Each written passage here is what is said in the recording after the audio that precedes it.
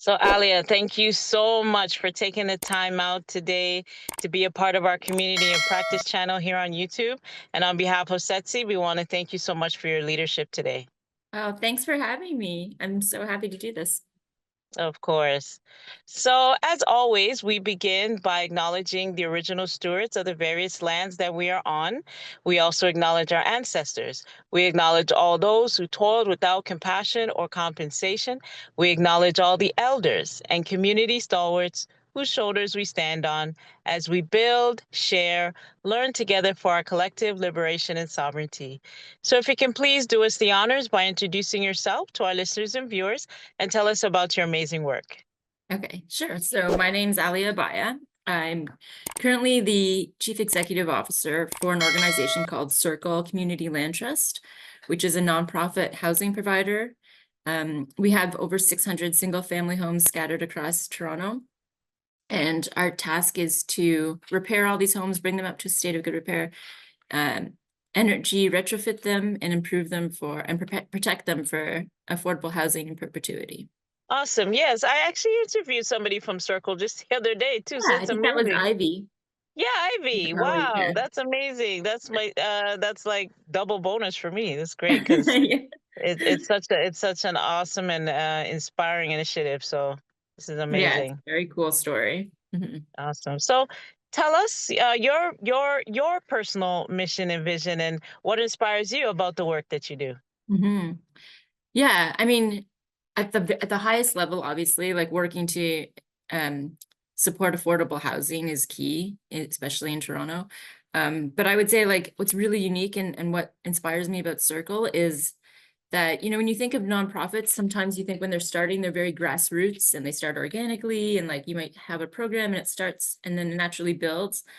But for us, we're really kind of more like comparable to a startup organization, because we went from 0 to like 1,000 in a span of 3 months. So we had like no staff. I started as the first staff person in January 2022.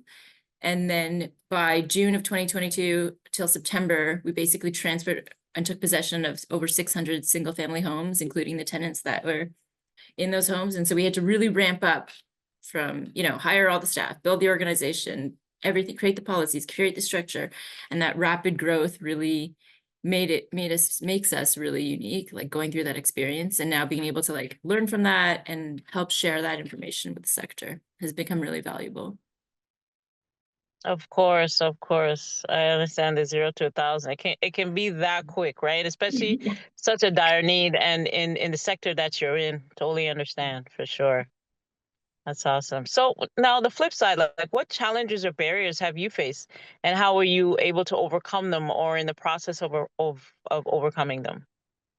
Yeah, I think much like the startup, that the positives that are in that space, that the challenges are also very similar. So like in a way, innovation is kind of a challenge for us. Being really new, we're like we want to set a standard and we want to like really make sure we're not just replicating the way things have always been done in the housing sector. We want to like we have an opportunity to improve how things are done. And so we like are very conscientious when we're making policies or building our organization and our practice, that we're like asking questions like, is this how we should be doing it? Just because it's been done this way before, is there a better way to do things?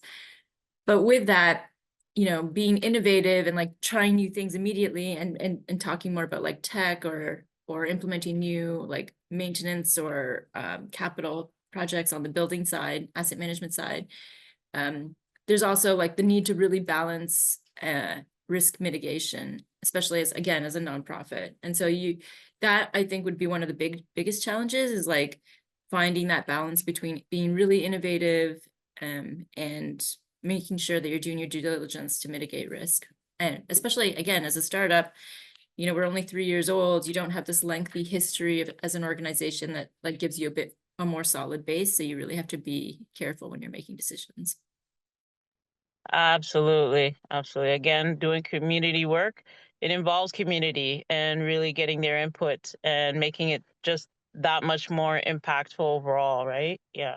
Yeah. Very good. Hmm. Okay. And so what are some of the key priorities you're working on? Like anything you want to amplify at this time?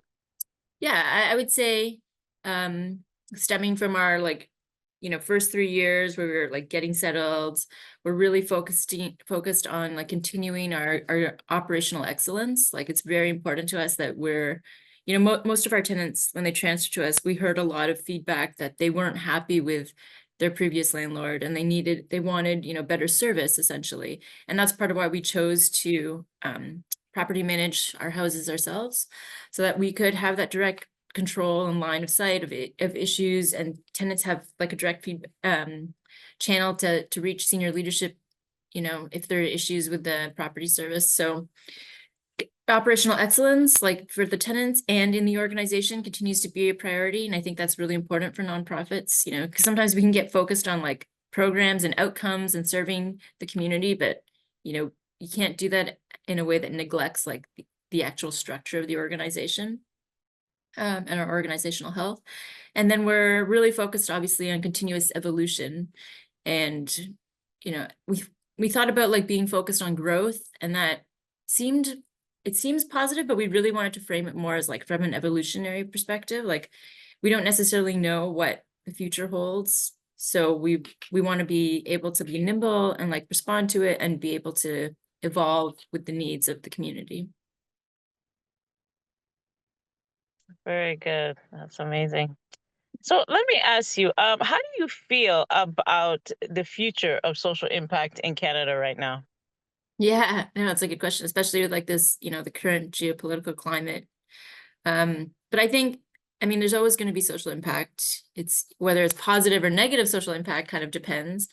And I think similar to my like previous answer, like you, the one thing is that the future is not really written, and so being an organization that's like contributing to outcomes that where you have a mission and a vision that are like coming from the community to serve the community.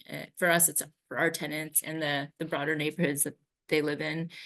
I think that enables us to like embed social impact in the work we do. And then we always continuously try to find partners that help amplify that. So we work with other social enterprises or,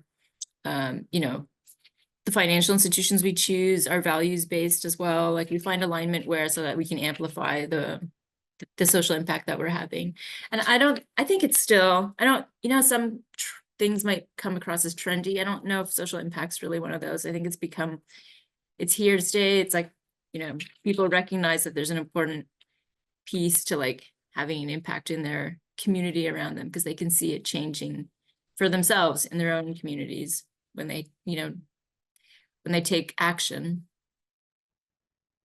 Mhm. Exactly. And like you're saying, it's all about, being in alignment with other organizations because, collaboration is the key to social change. And that's how we're going to be able to really, make that change that we want to see. And I always say that we're just, we're the baton holders that are going to be passing it to the next generation. So Exactly. we're, yeah, we're laying that foundation. We're doing our part, but it has to be passed on. So we hope and pray that, we are making a positive impact so it's a little bit easier for the next generations to come, right? Yeah. Yeah. And I Yeah. mean, much like when we were looking at those speakers who are in the upcoming conference, and you see the same sort of people again and again, like over time you build a reputation too in the sector, and you kind of know who to turn to and who to trust, and the work just gets more and more amplified and spreads out further and has a greater impact like the longer you've been doing it. And I've known Hmm. Victor for years, so like Right. that's really exciting to see too as the whole sector matures. Absolutely. Absolutely. It's very exciting to see. All Mhm.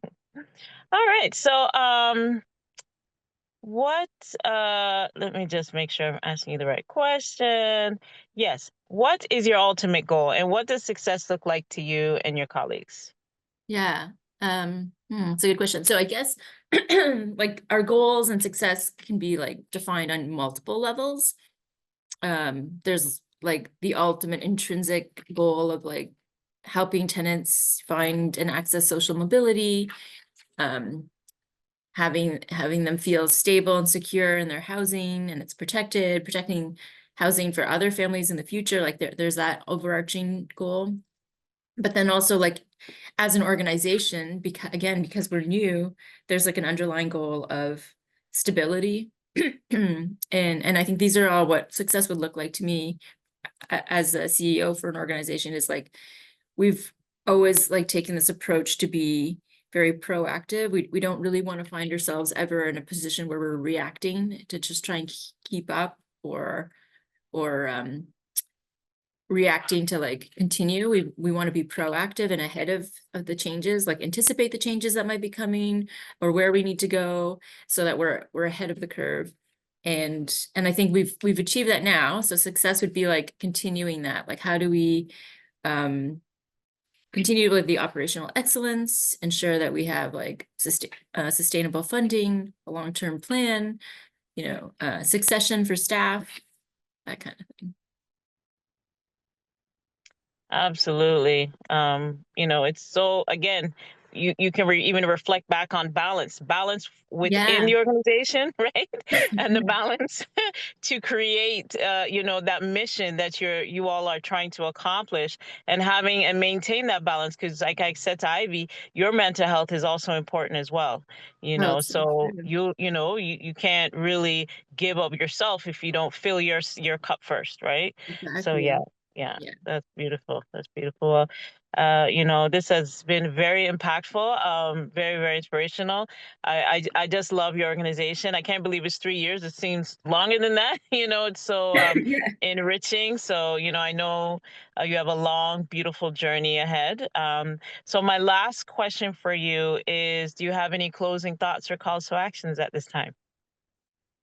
Um, I mean, there's so many in a literal perspective of like what you can do to support housing, but I would say ultimately my call in general would be like, because I do this for myself, is like a reminder when things get maybe a bit, you know, overwhelming, or and not at work, but like in the world, because there's a lot happening outside around us, is that I remind myself like how stable our organization is, and that's comforting. We have a lot of stability at Circle, and we talk a lot among the staff team about that, to like keep ourselves grounded. And so my call, I think, would be to remind people that, again, the futures, even though things might seem bleak at certain points, it's like it's not written, right? And so we always have an opportunity to affect change, to have that social impact, to make a difference. We just, have to keep ourselves inspired to like keep on that path. Absolutely, 100%. I mean, I agree with how society is, but 1 minute it's like the tension is rising of certain words like tariffs, and then, oh, what, it's only for 30 days. Oh, actually, never mind. So you see, there's there's things that Emotional are roller going. coaster.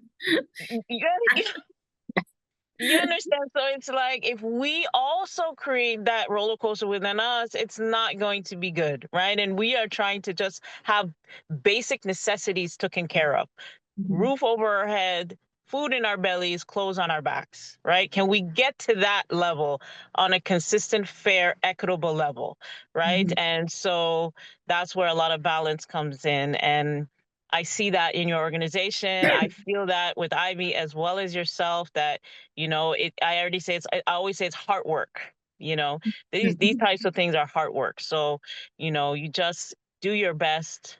You know, we're all pieces of puzzle in this, and we just do the best that we can. But we appreciate you so much, Alia, and what you do. And I know this isn't the last. As you know, Victor booked you just like Ivy for way in November. So we'll Yeah. make sure that we connect, and we appreciate you again for taking this time out today. Thank you so Oh, much. thanks. Thank you for spending the time. This was really nice. It's always nice to like take back a moment, from heads down and like talk about work. Absolutely, absolutely. So we will close the way that we began by acknowledging the original stewards of the various lands that we are on. We also acknowledge our ancestors. We acknowledge all those who toiled without compassion or compensation. We acknowledge all the elders and community stalwarts whose shoulders we stand on as we build, share, learn together for our collective liberation and sovereignty. So as I said to Ivy, it's not goodbye, it's see you later. Thanks, Nat. Have a great All right. day. You Okay. too, my dear. Take care. Bye.